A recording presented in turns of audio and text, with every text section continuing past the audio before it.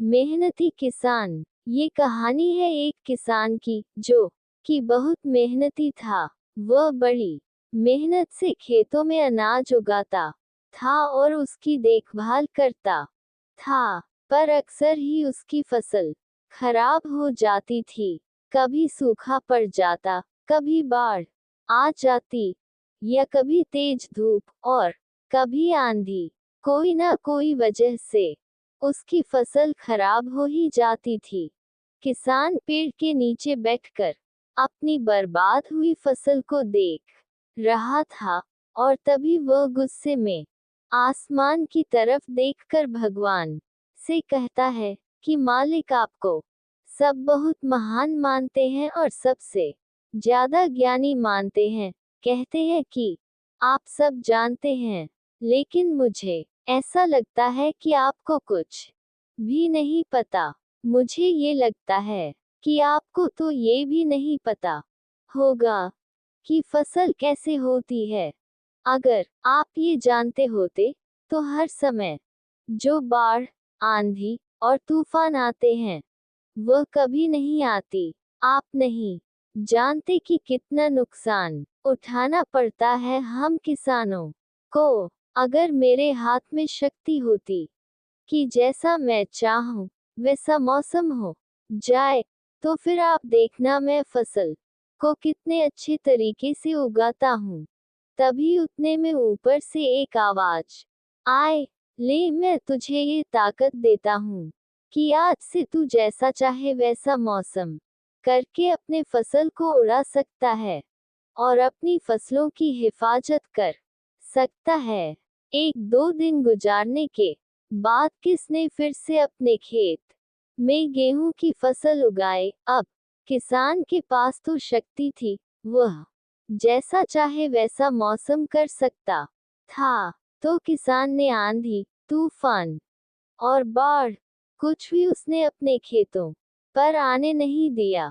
किसान ने अपनी फसलों को बर्बाद होने से बचाया, और उस साल उस किसान के खेत में ऐसी फसल हुई जो पहले कभी नहीं हुई थी। मन ही मन किसान बहुत खुश हो रहा था, और साथ ही साथ ये सोच भी रहा था कि भगवान को बताऊंगा कि इसे कहते हैं शक्ति का सही इस्तेमाल। कुछ दिन और गुजरने के बाद फसल काटने के लिए तैयार हो गई।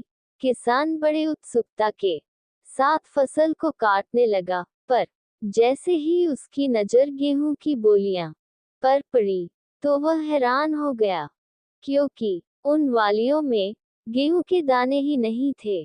गेहूं के एक भी बाली के अंदर गेहूं का दाना ही नहीं था। सारी बालियां अंदर से खाली थी। अब वह किस बड़ा परेशान हो गया, और फिर से भगवान को पुकारने लगा।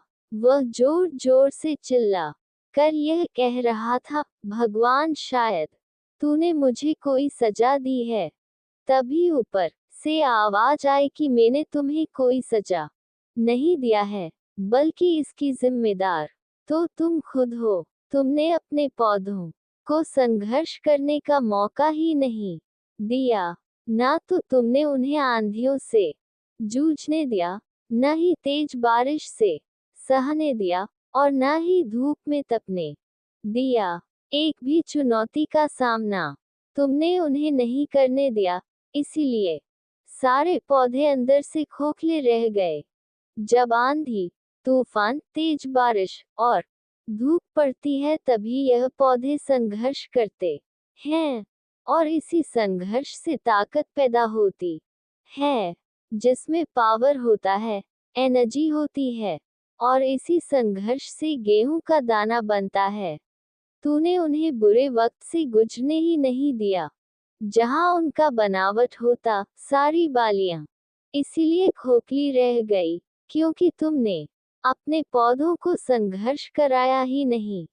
सेम यही चीज दोस्तों हमारे साथ भी होती है। इस कहानी से हमें ये सीख मिलती है कि बुरा वक्त जो होता है, जिसे लोग संघर्ष कहते हैं, स्ट्रगल कहते हैं, यहीं से एक इंसान की तरक्की होती है। आपको पता होगा कि जब एक डायरेक्टर कोई मूवी बनता है तो डायरेक्टर सबसे डिफिकल्ट रोल अपने बेस्ट एक्टर को देता है। तो जब भी आपको ऐसा लगे कि आपकी जिंदगी में तकलीफ है, बहुत ज्यादा प्रॉब्लम्स है और आपकी किस्मत खराब है, तब खुश हो जाए, क्योंकि उस भगवान ने ये सारी प्रॉब्लम्स आपकी लाइफ में ही क्यों दिया है, क्योंकि उसे पता है कि आप इन सबको पार करके आगे निकल सकते हो। और जरा सोच कर तो देखिए कि अगर आपकी जिंदगी में कोई प्रॉब्लम ही ना हो, कोई संघर्ष ही ना हो, तब जिंदगी जीने में मजा ही नहीं आता है।